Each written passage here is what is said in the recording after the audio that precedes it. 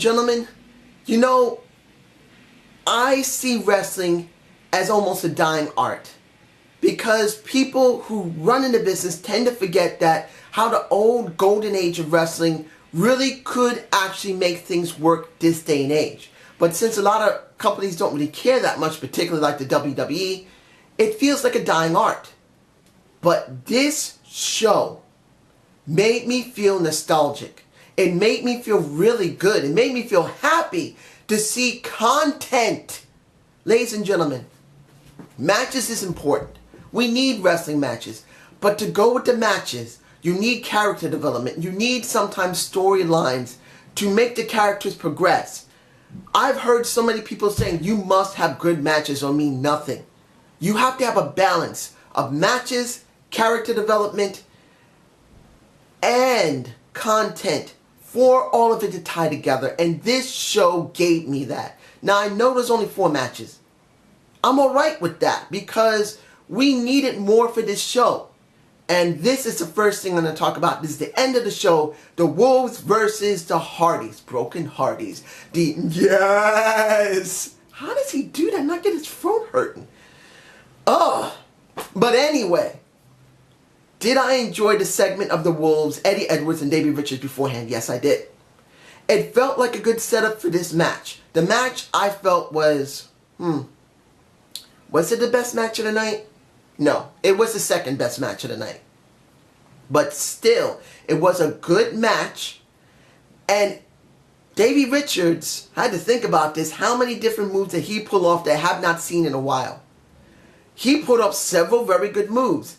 Having Jeff and Matt tied up with submission together a couple of times. I haven't seen that in a long time from anybody. I was very impressed with Davey Richards.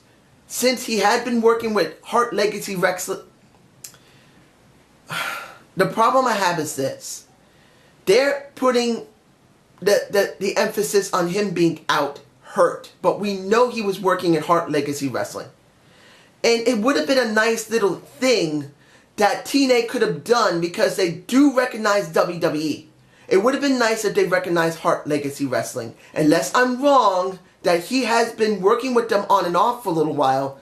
Andre, if you see my video, please tell me if he had been working in the last maybe 5 to 6 months. As far as I know, he had, I think. But anyway, he looked good. He lost the match. He got angry. He couldn't stand it. He couldn't get it done. And it was Eddie Edwards. He's going to feel like it's going to be holding him down. No problem with that. The next match I'm going to talk about is EC3 versus Lashley in a 16-minute match. It wasn't like a 5 to a 10-minute match. It was at least a 16-minute match of a last man standing. Of course, the opening was good. The brawl was okay. It wasn't great, but it was okay. I got a chance to see Tank Top Girl, but I could not find a shot that fit her. Unfortunately, all the shots were just not right. So that's the reason why I'm not showing her this time around. I'm sorry, ladies and gentlemen. I don't have a permanent shot of her clear, so I can't do that. But was the match good? It was the best match of the night. It was the best match of the night. And EC3 could not get it done. So where does EC3 go from here? Does he turn heel again? Does he stay as he is as a face? Which I believe he should, because the opening with him just talking to the fans, it gets over. Yes, there's not a huge amount of cheering, but it doesn't always have to be that. It's still a good segment. I felt it was a very good segment, a very good match, and in the end, Lashley wins. I'm alright with that. Why? Why? I gotta do it. It was funny as hell. It was frustrating as hell. And it was okay to see. Rockstar Spud as Sergeant Pepper. I wasn't happy how they have not utilized Rockstar Spud. I agree with Fool Killer 99. Rockstar Spud is one of the most charismatic people they got. EC3, Rockstar Spud, easily Those guys made things wonderful almost a year and a half ago. And now I'm seeing him teamed up with Aaron Rex, who we know is highly entertaining, and was dressed up as, in my point of view, a classy Freddie Blassie type of guy. A guy who had the bling, a guy who knew how to talk to the people, a guy that could get something over and piss the people off and entice them at the same time. That was classy Freddie Blassie. As a wrestler, as a manager, I believe he was a wrestler at one point. I do remember him as a wrestler. He clearly gave me that vibe. But seeing Robbie E there makes me feel he's going to be jobbing properly. That's what I'm hoping for. And he did address what needed to be addressed. One, he said, didn't you get beat by near 2? As far as I know, Max was 1. But I think it could be 2. If he's 2 or 1, I don't know. I don't remember. He got beat by Maxwell. He got beat by Swaggle. And then he said he got fired. And his reactions were perfect for it. And in the end, Robbie got his ass kicked. The thing that makes this best for me personally, even though I'm not happy to see the Rockstar Spud is going to become a basically like a butler, or basically a manservant, as you will. It just feels like he could do this on his own. But we know he can do it on his own. But we also know if he has a great person to play against, he's even more entertaining. So I'm okay with this, even though the Sgt. Pepper thing was a little too much. Here's another thing. Gotta do it right. Eli Drake. Eli Drake. He's going to kick your ass. He's going to make you read something. And then he's going to go after, what is it called again? I can't remember exactly. What was it? The Race for the Case, which is basically Feast of Fire without the fire briefcase. This is what it is. It's what we know they do. They do Feast and Fire. Now they're doing the Race for the Case. I don't know why I forgot, but I did forget. Let's be honest, ladies and gentlemen. It needs to come back to give us something extra. Is it always a great gimmick? No. Who knows if this is going to work? I believe it's next week. Who knows? But still, it's something. Hopefully that will get Eli Drake over. I did enjoy Eli Drake beating the guy up, making him read, and then bringing the mic down in his face and say it, say it. Say I'm not going to say that stuff again. Say it. I'm all right with that. Yes. Brooke Tessmacher is back. And I did hear that Angelina Love is going to be back, but since she isn't there yet, I'm not going to put up an image. What was that woman's name? Mackenzie.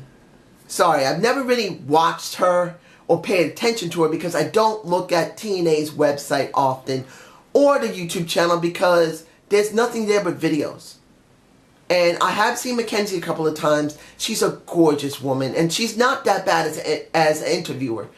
But I really wish they would do something for the website, because they need to show the roster. We don't know who fully is there.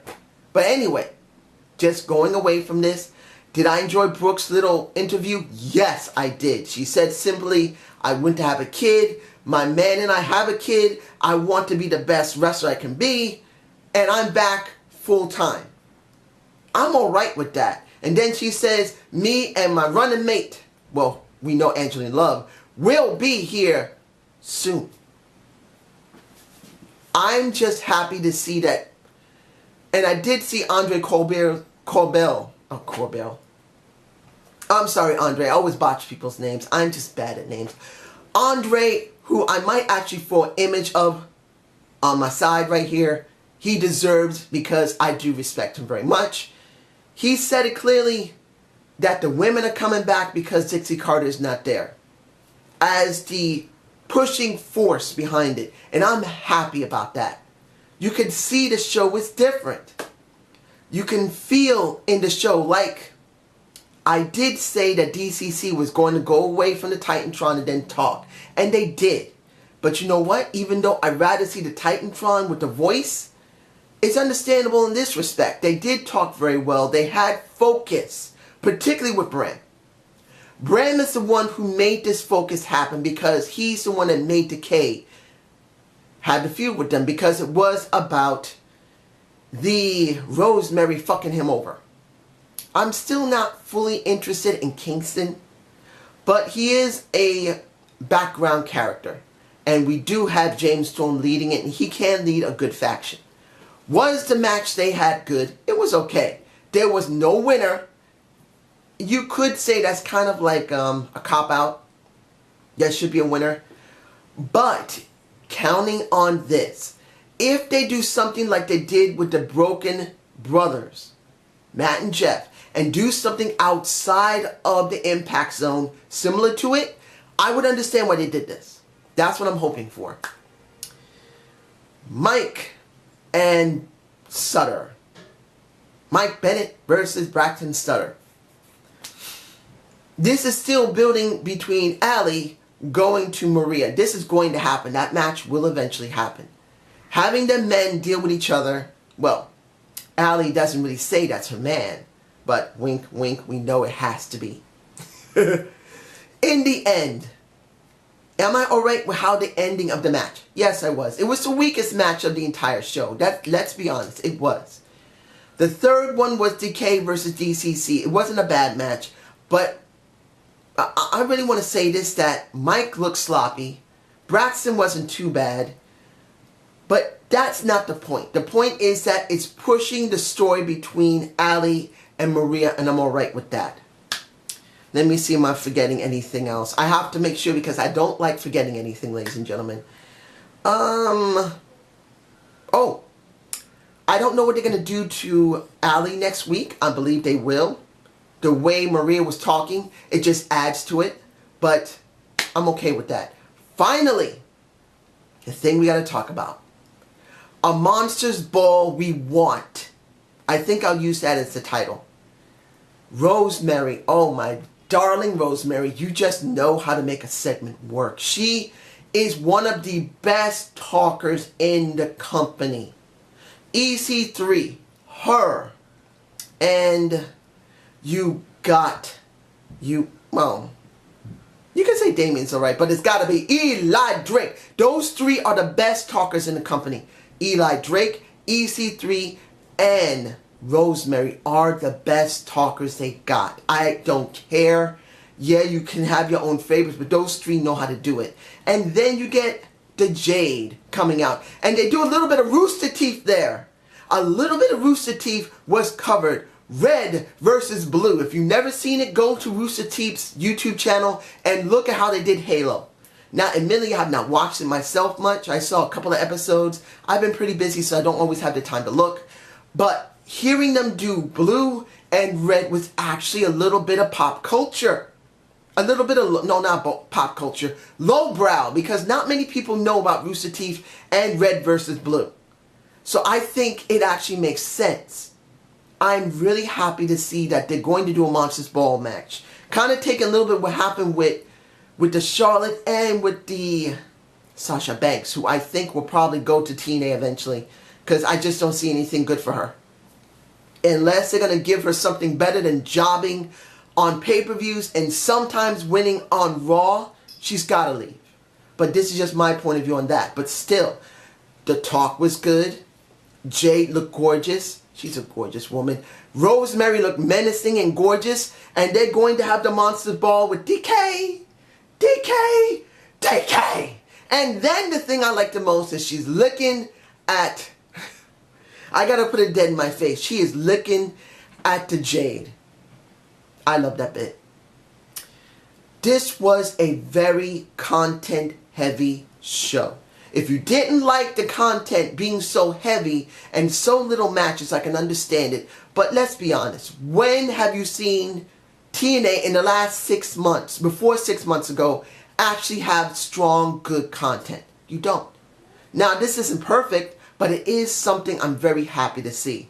So, I hope you enjoyed the Zane View. Please give me a comment below. I hope you enjoyed the new intros I've done for TNA, for Reality of Wrestling, and for SmackDown. It will be on the next SmackDown. In fact, you will see two different intros. I've actually done two different ones.